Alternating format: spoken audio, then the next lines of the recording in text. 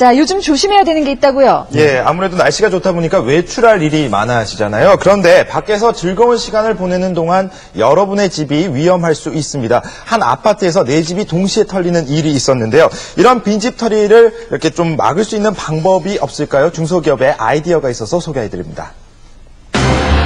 눈 깜짝할 사이 아파트 2동이 털렸다.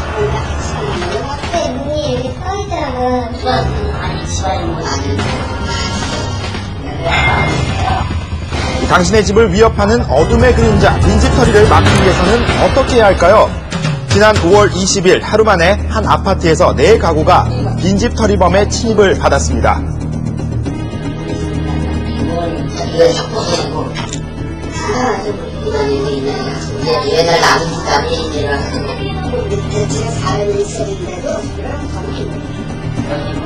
네 가구가 털리는데 걸린 시간은 고작 1시간 남짓.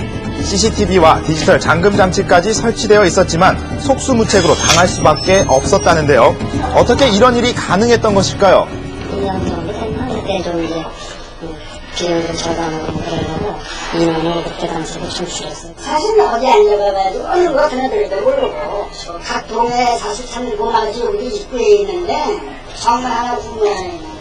다른 아파트랑 틀려가지고 앞에가 아무것도 없어요. 그냥 아무나 들어올 수가 있거든요. 이런 취약점들을 노리고 아파트 안으로 쉽게 침입할 수 있었던 것인데요.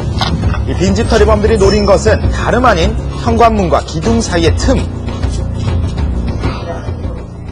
그걸 와서 2개, 3개씩 놓고 지키면 이 그냥 벌어져요.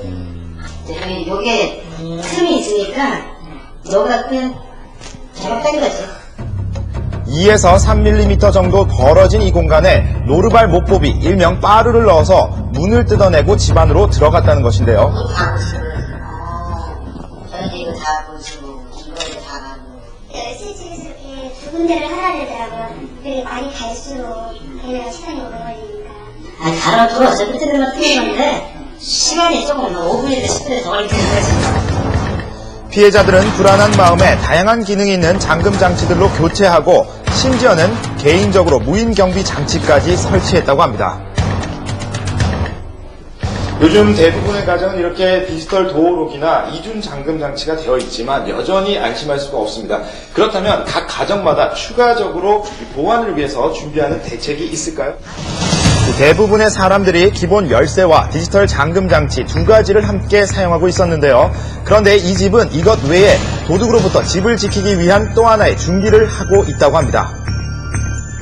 문틈 사이에 틈으로 장비로 이거를 뜯는 일이 지난해 벌어졌었거든요. 그래서 이 틈을 빠루라든가 도라이버 들어가지 않게끔 할 수 있는 것이라고 그러더라고요. 바로 빈집털이를 막기 위해 한 중소기업에서 개발한 현관 보안 장치인데요. 실제 빈집털이를 당한 아이디어 개발자의 경험을 토대로 만들어졌다고 합니다. 문 날개 부위에 스테인리스 스틸의 강판을 덧대서 문 날개에 강도를 더하고 공간 사이에다가 보안 장치를 넣어가지고서 공간을 없애는 겁니다. 그렇다면 실제로 빈집털이를 예방하는 데 얼마나 도움이 될까 직접 시험해 봤는데요. 일반 현관문의 틈으로는 쇠막대기가 쉽게 들어가는 것에 반해 설치된 보안장치 사이에는 틈이 없어서 도구를 차단해주는 것을 볼 수 있습니다. 바깥으로 붙여놓는 거예요. 이 외에도 지난 5월 3일 전국을 무대로 한 빈집털이 일당이 검거되는 등 5월에만 2건이 발생할 정도로 최근 들어 빈집털이가 더욱 기승을 부리고 있는데요. 주거침입 절도 범죄의 통계를 분석을 해보면 최소한 4분의 1 이상, 즉 25% 이상의 주거침입 절도 범죄가 열려있는 현관문이나 창문을 통해서 침입을 한 것으로 그렇게 파악이 되고 있습니다. 빈집털이범들의 주침입 경로 1위는 바로 현관인데요. 2개 이상의 열쇠를 잠그는 것은 필수고요. 디지털 잠금 장치의 비밀번호는 2달에 한 번 정도 교체하는 것이 좋다고 합니다. 주침입 경로 2위는 창문 길이의 막대기를 창문 틈에 끼워주기만 해도 문이 열리는 것을 방지할 수 있다고 합니다. 또 방범창이 있다고 안심하는 것도 금물입니다. 알루미늄 방범창보다는 덕자문이나 방범창 안에 스테인리스 봉이 드러난 것이 훨씬 더 튼튼하다고 합니다.